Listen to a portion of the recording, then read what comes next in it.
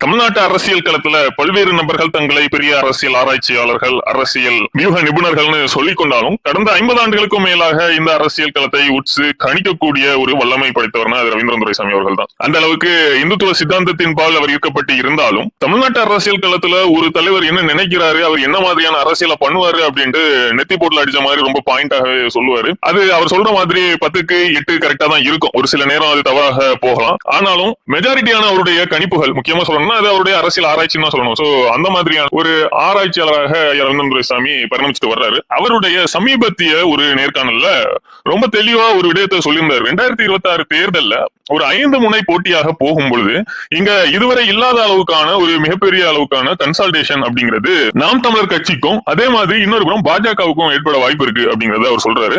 இதன் மூலமாக திராவிட கட்சிகள் பெரிய அளவுக்கு பாதிப்படையலாம் அப்படிங்கிறது அவருடைய பார்வையா இருக்கு. அதுக்கு மிக முக்கிய காரணம் சமீபத்தில் இஸ்லாமிய சிறைவாசிகள் விடுதலை தொடர்பாக சீமானவர்கள் இஸ்லாமியர்களுக்கு ரொம்ப ஆதரவா இருந்துட்டு இருந்தாரு. அதுலயும் பாஷாபாயின் இறப்பு அப்படிங்கிறது சீமானவர்களை ரொம்ப பாதிச்சிருந்துச்சு. என்னுடைய அப்பா பாஷாபாய் ஸ்டாலின் அரசு தான் கொண்டுச்சுங்கிற ரேஞ்சில மிக காட்டமான ஒரு அறிக்கையை எழுதியிருந்தாரு. இது இந்துத்துவவாதிகளுக்கு மிகப்பெரிய ஒரு கோபத்தையும் கொந்தளிப்பையும் ஏற்படுத்திருந்துச்சு. அதன் காரணமாகவே ஓட்டு பிச்சைக்காக சீமான் இந்த மாதிரி பண்றாருன்ட்டு அண்ணாமலை ரொம்ப கொச்சையாகவே சீமானவர்களை விமர்சிச்சிருந்தாரு. இதுல உண்மை என்னன்னா அண்ணாமலையுமே ஓட்டு பிச்சைக்காக தான் பண்ணிட்டு இருக்காரு அப்படிங்கறத அவர் புரியாம இருக்கிறாரு. ஹார்ட்கோர் இந்துத்துவ ஐடியாலஜில இந்துத்துவ மேல ஒரு தீவிர ஆதரவு மனப்பான்மையோடு அதிமுக, திமுக இன்னும் பிற கட்சிகள்ல இருக்கக்கூடியவர்கள் அப்படியே பாஜகவின் வாக்கு வங்கியாக மாறுறதுக்கு வாய்ப்பு இருக்கு. இன்னொரு புறம் இஸ்லாமியர்களுக்கு ஆதரவாக இருக்கக்கூடியவர்கள் இந்த நாட்டுல இஸ்லாமியர்கள் எந்த அளவுக்கு ஒரு பாதிப்பை சந்திக்கிறாங்க அப்படிங்கறத உணர்ந்த பல்வேறு தரப்பட்ட வாக்காளர்கள் சீமான் பக்கம் சாயறதுக்கான வாய்ப்பு இருக்கு அப்படிங்கிறது ஐயா ரவீந்திரன் துரைசாமி அவர்களுடைய டீம் கொங்கு மண்டலத்தில் எடுத்த ஆய்வின் மூலமாக வெளிப்பட்டிருக்கு. அதை அவர் உடச்சியும் பேசியிருந்தாரு.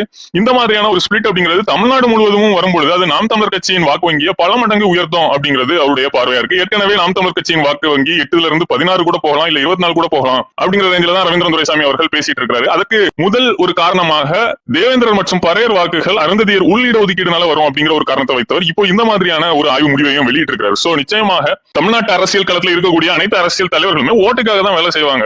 ஏதோ பாஜக ஓட்டே தேவையில்லை அப்படிங்கிற மாதிரி அரசியல் செய்யற மாதிரியான ஒரு கேவலமான பேச்சு அண்ணாமலை பேசியது அப்படிங்கிறது நிச்சயமாகவே கண்டிக்கத்தக்கது. அவரவர் ஐடியாலஜில ரொம்ப ஸ்ட்ராங்கா இருந்து அரசியல் செய்வாங்க. அதுல யாருக்கு ஆதரவு வருதோ அவர்கள் பெரிய அளவு வெற்றி அடைறதுக்கான வாய்ப்பு இருக்கு. சோ இந்த விவகாரத்துல ஐயா ரவீந்திரன் துரைசாமி அவருடைய ஆய்வு முடிவின்படி 2 பேருக்குமே பாசிட்டிவாக தான் வாய்ப்பு இருக்கு. அதன் காரணமாக திராவிட கட்சிகள் நெகட்டிவ் ஆகிறதுக்கு தான் வாய்ப்பு இருக்கு அப்படிங்கறத உண்மை. நன்றி, வணக்கம்.